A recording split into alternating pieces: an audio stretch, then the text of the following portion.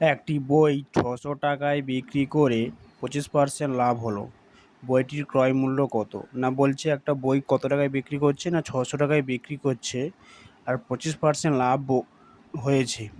এবারে বইটা যে কিনেছে কত টাকা দিয়ে কিনেছে সেইটা বলে দেওয়া নেই, সেটা আমাদেরকে এখানে বের করতে হবে।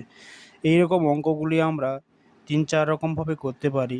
আমি এখানে ৩-৪টে পদ্ধতিতে নতুন নতুন পদ্ধতিতে করে দেখাচ্ছি। যেগুলো দেওয়া আছে আমার সেগুলো আমি ফার্স্টে লিখে নেব, তাহলে আমার সুবিধা কি, এখানে কোন সূত্রটা কাজে লাগবে তাহলে আমার সেই লেখাগুলো দেখে আমাদের বুঝতে সুবিধা হবে। এখানে বিক্রয় মূল্য দেওয়া আছে কত টাকা, না বিক্রয় মূল্য সমান, বিক্রয় মূল্য কত, না বিক্রয় মূল্য ৬০০ টাকা দেওয়া আছে, বিক্রয় মূল্য ৬০০ টাকা। আর বলেছে লাভের হার, লাভের হার ইকুয়াল টু 25%। আর কিছু বলে দেওয়া নেই, এখানে আমাকে ক্রয় মূল্যটা বের করতে হবে। ক্রয় মূল্য, ক্রয় মূল্য বের করতে হবে। এখানে আমার বিক্রয় মূল্য ৬০ টাকা, লাভের হার 25%, ক্রয় মূল্য বের করতে হবে। এই তিনটে দেখে আমাদের একটা সূত্রের কথা মনে পড়ছে, যে বিক্রয় মূল্য সমান, যে আমরা জানি যে ক্রয় মূল্য সমান প্রথম সূত্র, যদি টাইপ 1 হয়, টাইপ 1, টাইপ 1 হচ্ছে ক্রয় মূল্য সমান, ক্রয় মূল্য সমান বিক্রয় মূল্য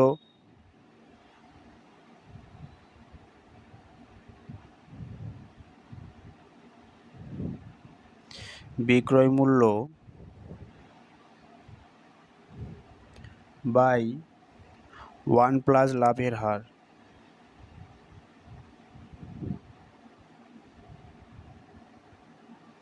এটা আমার একটা সূত্রের কথা মনে পড়লো, এই একটা সূত্র হয়। আমরা ফার্স্টে এই সূত্রটা দিয়ে অঙ্কটা করে দেখি উত্তর কত আসছে, তারপরে আবার একটা নতুন সূত্র লিখব। এবার এখানে আমাদের বিক্রয় মূল্য কত দেওয়া আছে, ৬০০ টাকা দেওয়া আছে, লিখে দেব বিক্রয় মূল্য জায়গায় 1 প্লাস লাভের হার কত, 25%। এবার এটাকে আমরা ক্যালকুলেশন যদি করি, ৬০০ বাই 1 প্লাস 25% যদি তুলি, নিচে 100 আমার আসবে, হয়ে গেল ইকুয়াল টু ৬০০, নিচে যদি যোগ করি 100 প্লাস 25 বাই 100,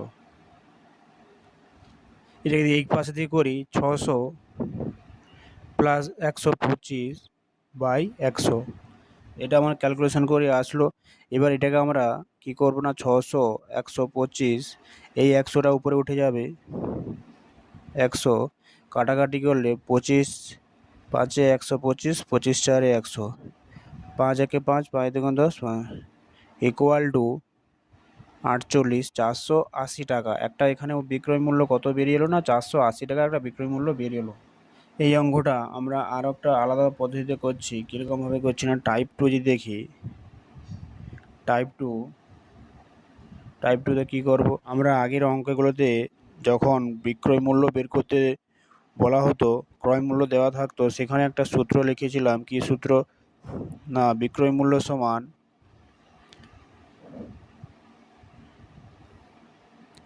বিক্রয় মূল্য সমান কি, না ক্রয় মূল্যের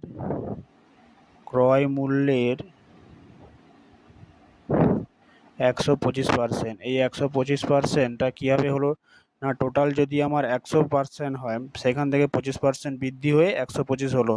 আমার যদি আগের ভিডিওগুলো তোমরা দেখে রাখো তাহলে এই অঙ্কগুলো বুঝতে আরও সুবিধা হবে। এবার আমরা কি করব, এখানে ক্রয় মূল্যের বলছে মানে কি, এটাকে আমি গুণ আকারে লিখে দিতে পারি, ক্রয় মূল্য ইকুয়াল টু 125%।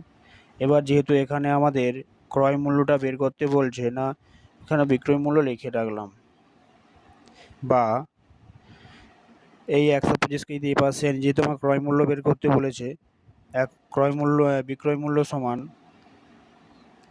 বিক্রয় মূল্য সমান এইটাকে এই পাশে আনলে কি ভাগ আকারে আসবে, 125 ইন্টু এখানে ক্রয় মূল্য আমার থাকলো। এবার আমার ক্রয় মূল্য যেহেতু বের করতে বলছে, ক্রয় মূল্যকে আমি এভাবে আলাদা করে রেখে এলাম।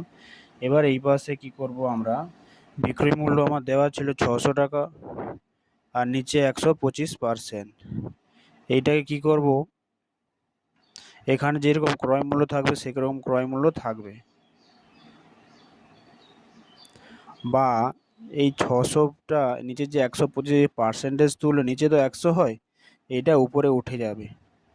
তখন কী হবে, 600/125 ইন্টু 100। এবার 25 পাঁচে 125, 25 চারে 100, 5 একে 5, 5 দুগুণ 10, 48,480 টাকা। এবার এখানে সেই ক্রয় মূল্য সমান আমার বেরিয়ে গেলো 480 টাকা। এটা একটা পদ্ধতি হতে পারে। আমি আরও একটা পদ্ধতি তোমাদের করে দেখাচ্ছি। যেহেতু আমাদের এখানে ক্রয় মূল্য বের করতে বলছে, আমি ধরি ক্রয় মূল্য সমান একটা ক্রয় মূল্যকে কিছু একটা ধরলাম, ধরি ক্রয় মূল্য আমার এক্স টাকা। আমি জানি নি ক্রয় মূল্য কত টাকা, আমি ধরে নিলাম যে ধরি ক্রয় মূল্য ইকুয়াল টু এক্স টাকা। এটা একটা ক্রয় মূল্য। এবার যেহেতু আমার বিক্রয় মূল্য দেওয়া ছিল, বিক্রয় মূল্য কত দেওয়া ছিল না, বিক্রয়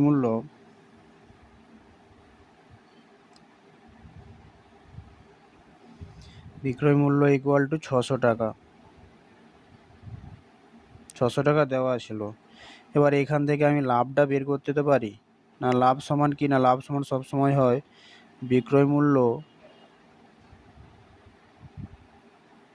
মাইনাস ক্রয় মূল্য। বিক্রয় মূল্য মাইনাস ক্রয় মূল্য ইকুয়াল টু বিক্রয় মূল্য কত, 600 মাইনাস এক্স টাকা। এটা আমার হচ্ছে লাভ বেরিয়ে গেল। এবার লাভের হার কীভাবে বের করবো, লাভের হার ইকুয়াল টু কী হয়, সবসময় সূত্র আমরা জানি না, লাভ বাই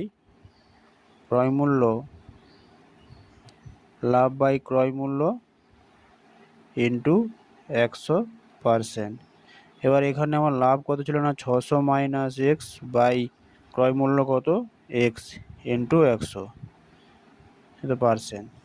আর আমাদের অঙ্কে একটা লাভের হার দেওয়া ছিল 25%। সেই লাভের হার আর এই লাভের হার আমরা সমান করতে পারি না, দুটোই তো লাভের হার, তাহলে আমরা দুটো লাভের হারকে সমান করতে পারি। তাহলে অতএব যদি এই